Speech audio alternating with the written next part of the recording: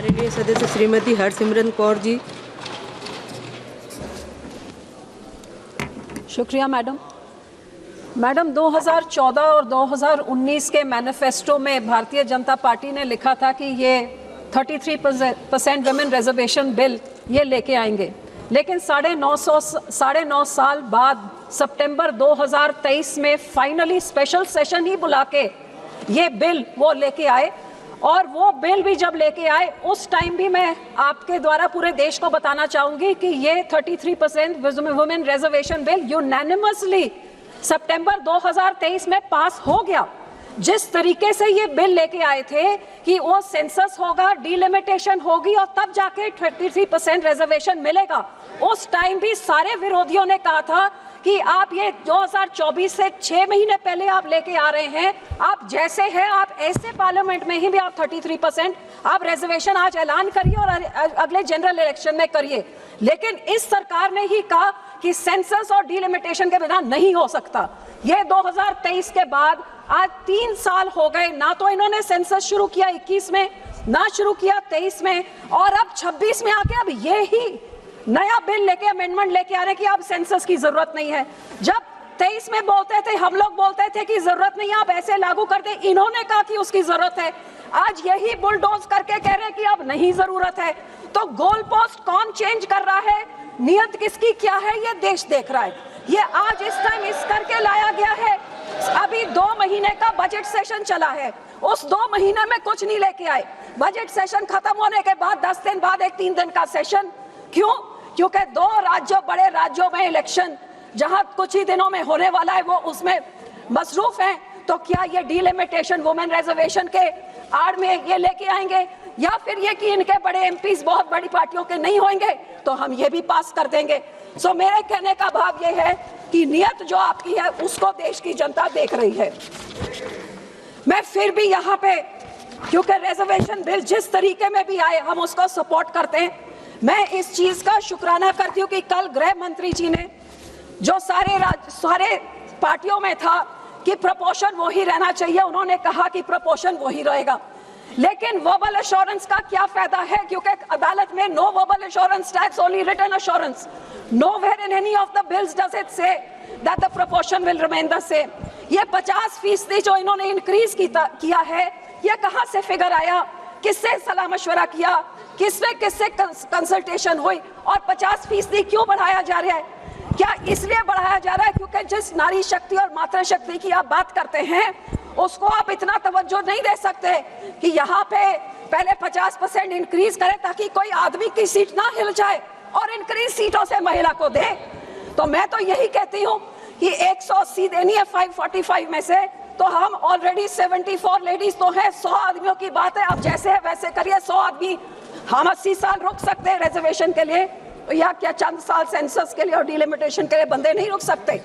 सो मैं यही आपसे आग्रह करूंगी कि उन्होंने आश्वासन दिया, लेकिन आश्वासन तो हम पंजाबियों को मिला था 86 में कि चंडीगढ़ मिल जाएगा। आश्वासन हमें ये मिला था नोटिफिकेशन कि हमारे बंदी से क्रिया किए जाएंगे।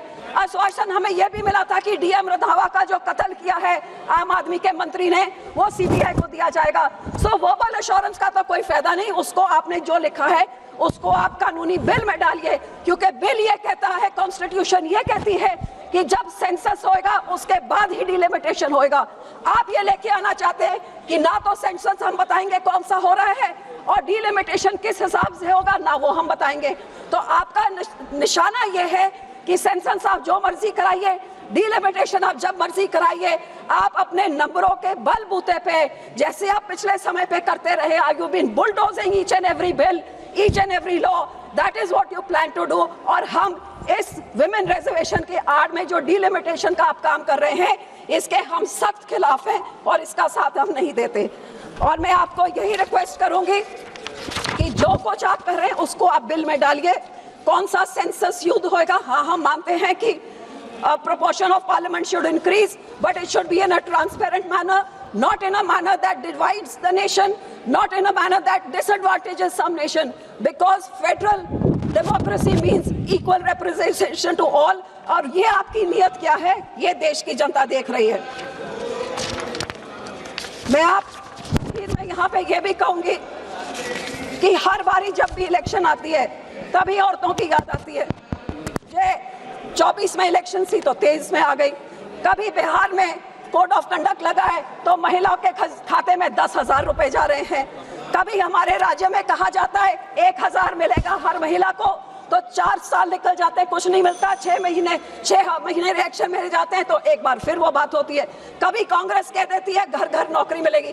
तो ये कब तक ये औरतों को ये कैरेट दिखा के, उनको सपना दिखा के, उनकी वोटों लेके और सारे राज्य में देश में ढिंढोरा पिटा के नारी शक्ति, और नारी को आज 75 साल मिला क्या है? 75 साल के बाद क्या शक्ति मिली है? जैसे ये पार्लियामेंट है वो सबको दिख ही रहा है। और अगली पार्लियामेंट कैसी होगी, ये बिल आपका पास होता नहीं होता, किसके साथ क्या समझौता किया है, वो तो चंद घंटों में सबके सामने आ जाएगा। तो मैं यही कहूंगी कि हम 33% रिजर्वेशन औरतों का हमने सपोर्ट किया, हम फुली सपोर्ट करते हैं।